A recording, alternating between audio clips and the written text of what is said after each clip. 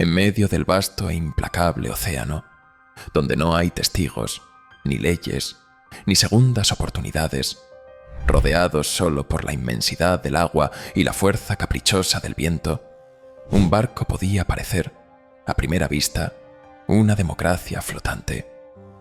Todos a bordo compartían el mismo destino, los mismos peligros y las mismas esperanzas de tierra firme. Podrías pensar que la igualdad reinaba en alta mar, pero nada más lejos de la realidad. La verdad era que, a bordo de cada navío, existían jerarquías estrictas, un sistema de mando tan rígido como el propio casco. Había castigos duros para la desobediencia, y la obediencia total no era una opción, sino una condición fundamental para la supervivencia colectiva. Una sola orden mal interpretada, y todos podían morir.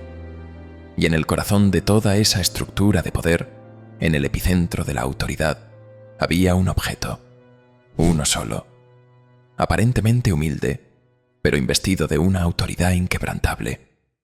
Quien lo poseía, quien tenía acceso a él y el derecho a manipularlo, ese, sin duda, mandaba. No era una reluciente espada enfundada en un cinturón adornado, símbolo de la fuerza y la violencia. No era una elaborada corona, emblema de realeza o linaje. Era algo mucho más simple en su forma, pero absolutamente abrumador en su simbolismo y poder. Un objeto tan silencioso como letal para la autoridad, si caía en manos equivocadas. Se le conocía como el cuaderno de bitácora. A simple vista, no parecía más que un libro común y corriente. Unas cuantas páginas de papel robusto, a menudo protegidas por cubiertas de cuero curtido o de madera maciza, diseñadas para resistir la humedad y el uso constante en un entorno tan hostil.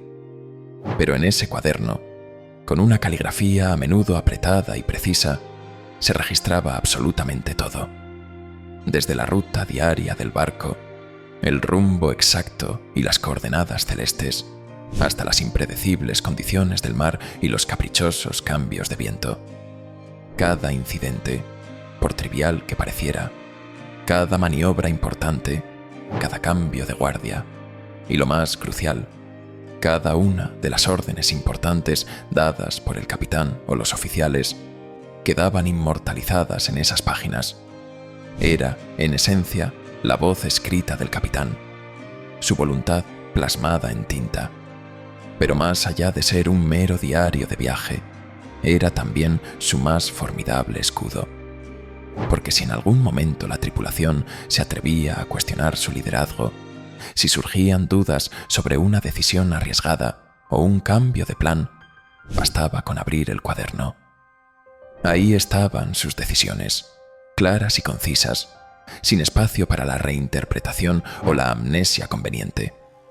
Ahí estaba, punto por punto, la inquebrantable historia del viaje, documentada y oficial. En la mayoría de los barcos de guerra y de comercio importantes, este objeto sagrado se guardaba con celo casi obsesivo, a menudo bajo llave en el camarote del capitán o en un lugar seguro del puente. Solo el capitán, o, en su ausencia o con su autorización explícita, el oficial de guardia, tenía el privilegio y la responsabilidad de escribir en él, y la idea de su desaparición era una auténtica pesadilla, porque si el cuaderno de bitácora se perdía, era destruido, o peor aún, caía en manos equivocadas, el mando se volvía confuso, la autoridad se desdibujaba. El caos podía instalarse rápidamente, desatando una anarquía peligrosa que podía condenar a todos a bordo.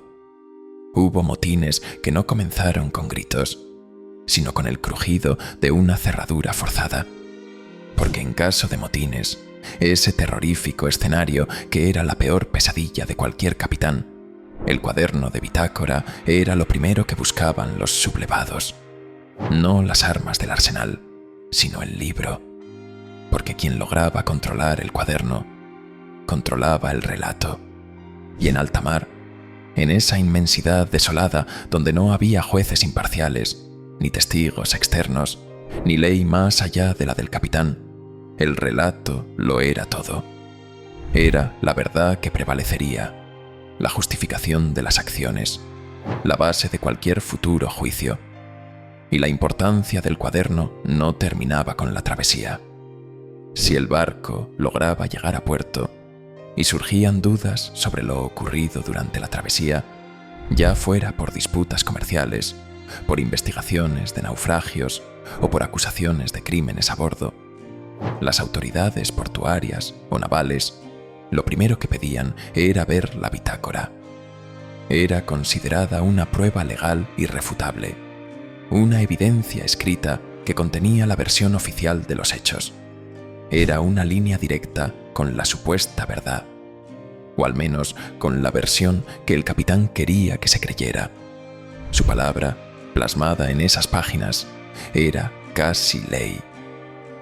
Por todo esto, más que un simple cuaderno de notas, este objeto era verdaderamente el centro neurálgico del poder a bordo. No contenía oro reluciente, ni adornos brillantes, ni era un arma en sí misma, pero definía destinos, influenciaba vidas enteras y legitimaba o derrumbaba liderazgos. Era el pilar invisible sobre el que se sostenía la compleja y frágil sociedad de un barco. Y aún hoy, siglos después, sigue hablándonos. Muchas de esas bitácoras originales están celosamente guardadas en archivos navales y museos de todo el mundo.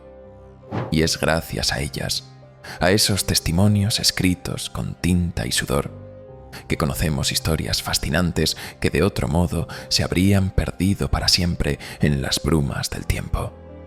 Historias de tormentas épicas, de rebeliones audaces, de descubrimientos asombrosos y de decisiones cruciales que, tomadas en la soledad del océano, cambiaron para siempre el rumbo de la historia de la humanidad. Porque a bordo de un barco, en ese micro-universo flotante, el poder no siempre se gritaba a los cuatro vientos. A veces, con una autoridad silenciosa y definitiva, simplemente se escribía. ¿Y si te dijera que hay más? Que hay objetos igual de silenciosos, igual de letales, que también gobernaron las sombras de la historia marítima, sin que nadie lo notara. Si te gustó este relato, suscríbete y acompáñame en este apasionante viaje a través de los verdaderos imperios del océano. El próximo secreto podría estar esperándote en el fondo de un viejo arcón o en la siguiente historia.